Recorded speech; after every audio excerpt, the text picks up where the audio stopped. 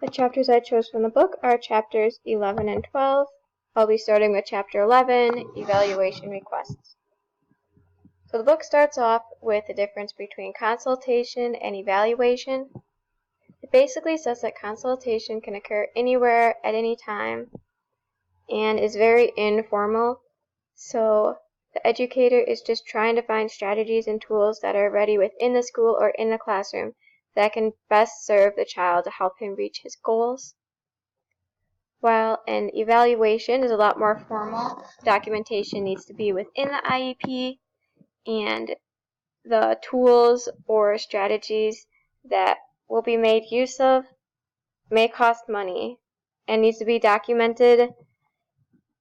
And after the IEP meeting has been held, then they can find what tools are actually appropriate for the child.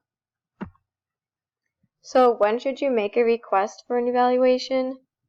You can make a request if the data on the student goals show that the child is not making sufficient progress and every technique, tool, and strategy that has been available to them has not been working. A request can also be made when someone on the IEP team demands an evaluation or if the student just wants to try assistive technology. So for making a request, you can always make a request for an evaluation. It doesn't have to be specified within the IEP that he needs an evaluation. It can happen even without that. And the team cannot prioritize severe cases over mild ones. It depends which case goes on the lap of the team first. So if a child with a specific learning disability gets their paperwork in first, then that one can go before a child with an intellectual disability. It just depends on the order that the cases go in.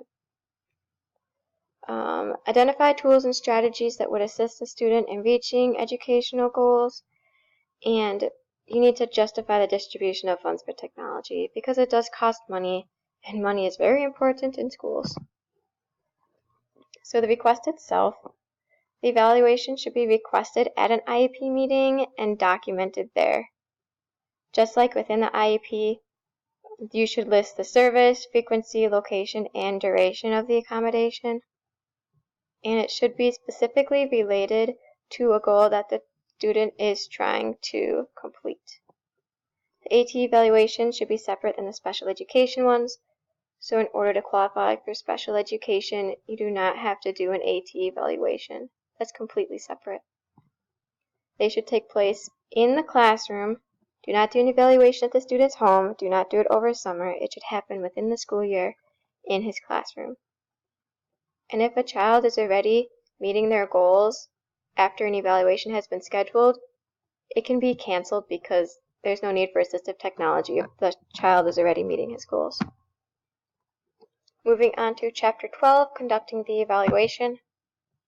So before one can schedule an evaluation, the request for it should come after a consultation with the AT trainer. A complete version of the signed IEP should be conducted. Documentation listing the specific goals should be there, and a progress report of the student's current level of academic and functional performance should be reviewed. There is something called a backup trainer. This is not required. However, it is another set of eyes, ears, and hands that can provide significant insight to the case. They can take notes, they can interact with the students and the trainer himself, generate ideas, and can proofread all the documents that the trainer may write himself. Discipline and experience do not matter. So the backup trainer doesn't have to be as trained as the trainer. It can just be anybody. It's really just there as another body. There are some pros of having a backup trainer, and there are some cons. So, like I said before, it's an extra set of hands. You can brainstorm better, learn from each other, strengthen the bonds, and proofreading just makes everything look more professional and academic.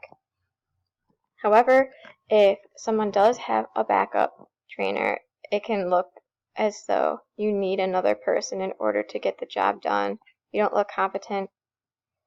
And it increases the workload and takes time and bodies away from a different case.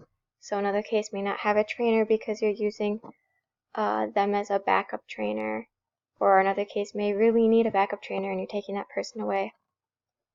It can also cause conflict because not everybody gets along, there's trouble with scheduling, and it can just cost a lot more money to have to support 2 people instead of 1. The evaluation process. So basically the AT trainer observes the students and takes notes. He should be an impartial observer, so doesn't know the student personally. This can take place over any setting, over multiple days. They must interact with the student and ask questions about home and school, so just an informal interview. He also needs to interview the educator and take note of technology that's already used within the classroom. There are 2 types of trainers. So there's the believer and there's the skeptic. The believer thinks they know everything, so they use their previous knowledge and what they learned, so they do interviews and what they learned from reviewing the data, and they come up with a proper accommodation for the child. And their trial period of that is from as soon as they put it within the IEP that year up until the next year. So they use that 1-year buffer to see if it actually works.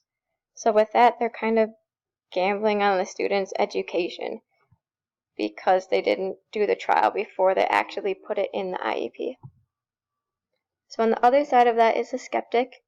The skeptic will experiment with different tools and strategies and collect data on the student's use of each of them.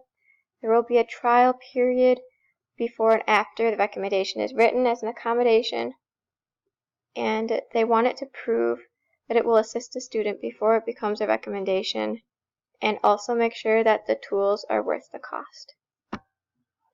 And that's it.